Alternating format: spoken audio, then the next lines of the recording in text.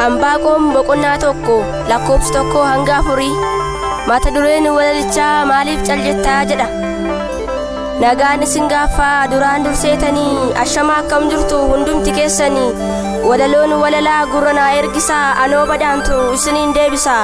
Maaliif caljetta'edha mata dureen isaa isinis dhaga'uuf sirriitti caqasaa. Maaliif caljetta'edha mata dureen isaa isinis dhaga'uuf sirriitti caqasaa. Yaa Waaqa firaa maaliif caljettaree akka namaa taatee garaa jabaattaree.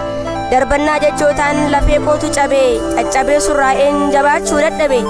Somni gaara yaabee dhugaan iddoo dhabee wal'aanamuu dhabeen lubbuun koo gaggabe. Haasawaa hiriyyaan garmalee madaa'ee mogoleen koos laafee gad ofirra taa'ee. Haala koo ilaalee hunda natti qoosaa dhokateera silaas dhugaanaa dhayyeessaa. Murtii aqaalaadhu nuu baasii gumaasaa kunooti sabni kee imimmaan lolaasaa. Lola'uu dhiigaa fi roobuu imimmaanii yaadaan qalbeeffadhu ija keen ilaali. Lola'uu dhiigaa fi roobuu imimmaanii yaadaan qalbeeffadhu ija keen ilaali. Meerre maalan qabaa ankanan abdadhu da'oo kooti jedhee kanan itti hirkadhu. Nama keessattillee boquu gadan cabaa kan ganna hacuucee leeyyoo tokkoon qabaa. Kan jedhu baay'eedha haala isaa ilaalee gaaffiif deebii dhabee falasaa wallaalee. Kaleessayyuu miti har'a itti caalee duruu cabaadhuma ittuu nan okkolee. Iyyadhee soowwaadhee birmataa nan dhabee boo'ichi maankoos gatii tokko dhabee. Darbee adeemuudhaaf nama ga'aa miti anoo gajjallaadha waa hundaan iyyeetti. Akkas jedhee kunoo lammiin koo ni boo'a iyyata qajeelaa eenyutu dhaga'a. Akkas jedhee kunoo lammiin koo ni boo'a iyyata qajeelaa eenyutu dhaga'a. Akka namaa deemee miillan fageeffadhu dheebuu garaa kootii milkoomeen argadhu. Maaloo yaa Uumaa koo maaliif caljettaree dhaabbachuu hin danda'uun kufuuf tabarbaree. Ammayyuu iyyi koo sittin dhaga'amne dhugaan Israa'el maaf ka'een dhaabbanne. Ana qofaa miti dacheen sixiyyiti kunoo boo'aa jira har'a sabi hundumti. Kakuun Itoophiyaa achuma fagaattee kuni maaliifidha gooftaa maa dhagatte. Jechoota gurguddaas gurraan dhageenyeerra ija isaa arguudhaaf hawwinee dhabneerra. Boo'icha saba kee gurri kee dhageenye iyyanni gurguddaan si bira hin geenye. Lafa onaa keessaa dhugaatu iyyaa jira jechi wayyoo jedhus gurra nu buteera. Addunyaa mararraa gadda odeeffama nageenyi boora'ee nama tajjeeffama. Mirga dhala namaa falmataa ganamaa madaaf dawaa laattaa raabsaa bilisummaa.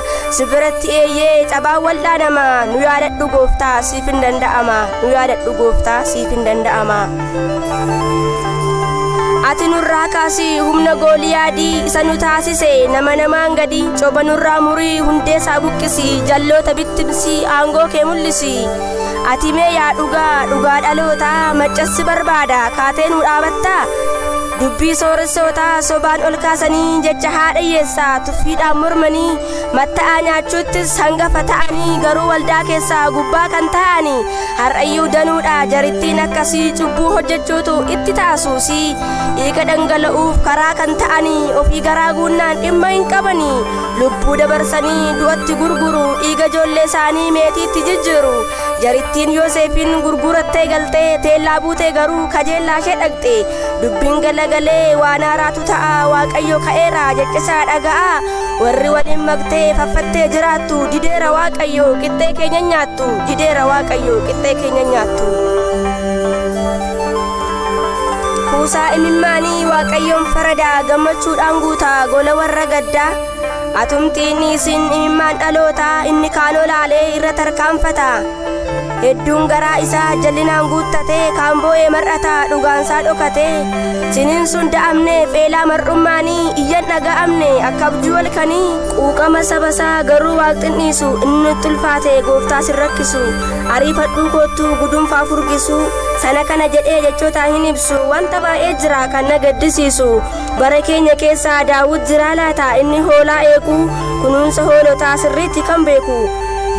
Ormootatti tolee haalli mijaa'eera ayii nutti garuu daandiin cifameera. Osoo kakuu eegnuu yarittiin on dhumte osoo barii eegnuu aduun nutti dhiite.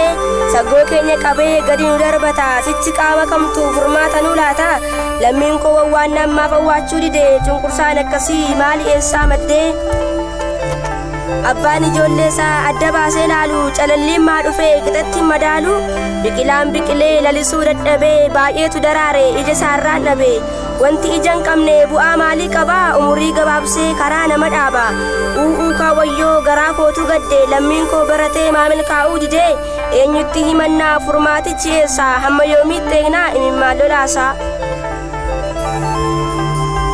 egaame Yesuus koo erga kan kee taanee maaliif cunqurfamna ba'aa ulfaataadhaan maaliif dararamna hadaraa abbaa koo takkaan mil'adhu waa'ee dhimma keenyaas yaadaan qalbeeffadhu garaa jabeeffattee bineensaaf nuun kennin ijoollee ifaati dukkannis naaliin biqilaa cooliguu maaloo nuun godhiini anaanis yaadadhu bakkeetti ni siini gaalee nan godhiin kaa jecha galma hin qabne damee mukaa citee deebi'een fayyine kakuuf kaayyoo qabdu galma anaaf gayi calna jalaan jedhiin naaf falmuudhaaf kayi kakuuf kaayyoo qabdu galma anaaf gayi calna jalaan jedhiin naaf falmuudhaaf kayi gaaffii nama hundaaf situ deebii laata kanaafuu dhaloonni ba'aasaa fudhatee gara keetti kaata osoo ati jirtu bannee badduun baanu daandiin nurkaa badeessu waan kolfaa hin taanu jabaadhaa jaranaa boriif abdiin jira akka har'aa miti kakuun lakkuu jira inni dhiyee kunis ulfinaan bari'a iyya saba isaa waaqayyoon dhagaa erga gooftaan jedhee namaa gad hin taanu sichi barbaadamna kallattii maraanu unumaan barbaachaaf ni dhufu halaalaa hayyuu duree godha gooftaan koo wallaalaa